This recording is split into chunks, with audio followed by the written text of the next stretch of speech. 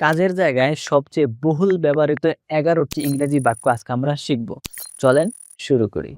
কাজ শুরু করো, স্টার্ট দ্য ওয়ার্ক।